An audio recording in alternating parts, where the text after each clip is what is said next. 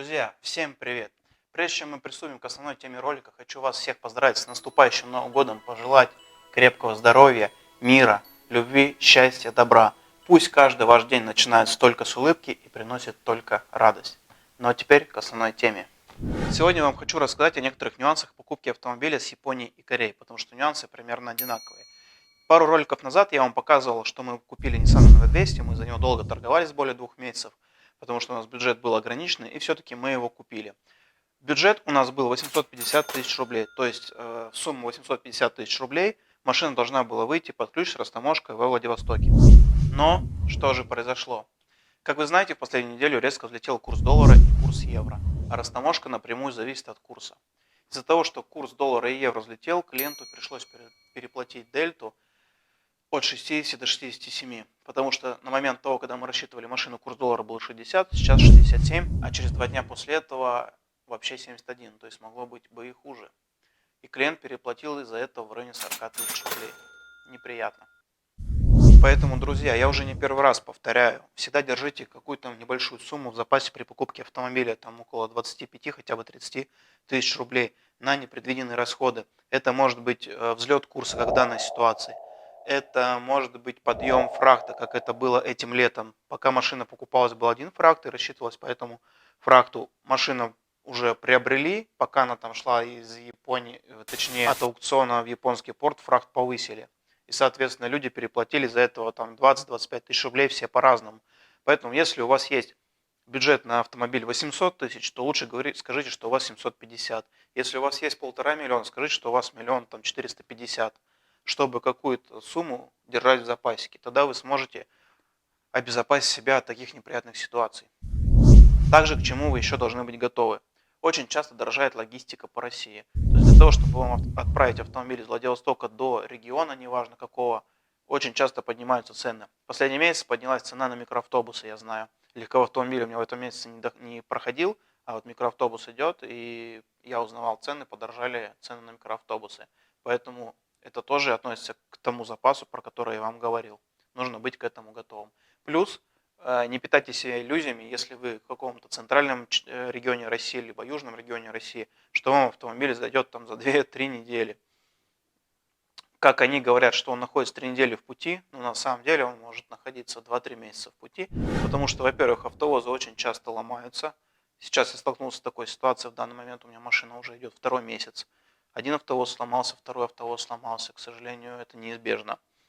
Далее, у многих транспортных компаний находится в Иркутске такой хаб, откуда они отправляют автомобили в разные точки. То есть с Владивостока они везут до Иркутска, их автовоз, а в Иркутске машину ставят на стоянку. И на этой стоянке машина может продержаться месяц, полтора, два, до тех пор, пока не наступит очередь отправки или появятся свободные автовозы. И когда все эти сроки суммируются, то может этот срок доходить до 3 месяцев. К этому тоже будьте готовы. Еще одна неприятная ситуация, которая возникает на сегодняшний день, это резкое подорожание СВХ. То есть раньше СВХ выходил около 10-12 тысяч рублей. Сегодня машина стоит 11, 12 дней, 13 дней, и люди платят 30-31 тысячу рублей за склад временного хранения. То есть, это вообще неоправданные деньги, и никто ничего с этим не может поделать. Просто приходит вам счет, и там вот такая вот огромная сумма за СВХ. И это тоже является причиной, почему итоговая сумма сегодня дорожает. То есть те люди, которые уже купили автомобили и у которых автомобили сейчас растамаживаются, у них сумма итоговая выходит за пределы. Конечно же, когда сейчас новые клиенты обращаются, то это все учитывается за счет курса, за счет подорожания СВХ, и в сумму эти клиенты влазят. Но те, которые уже заказали, у которых машина растамаживается, вот такая вот неприятная ситуация. В общем, друзья, много различных нюансов по покупке автомобиля из Японии и Кореи. Сегодня именно множество вопросов, почему вот именно дорожает итоговая стоимость. Вот я на эти вопросы, на все, можно сказать, вам ответил. Хочу вас попросить подписаться на мой канал, потому что, может быть, не сегодня, не завтра, а через полгода, через год вам в любом случае потребуется покупка автомобиля, а может быть через 2 года, кому как. А как вы знаете, многие бренды с российского рынка ушли, у нас остается только что параллельный импорт. Это Япония, правый руль, это Корея, левый руль. Кто-то возит с Арабских Эмиратов, с Китая. В любом случае, я думаю, этот канал вам будет полезен. Пожалуйста, подписывайтесь, чтобы не пропускать новые видео.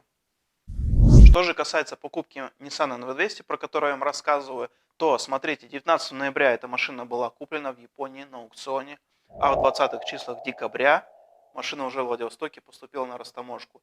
Сегодня у нас 27 число, завтра обещают машину уже выпустить.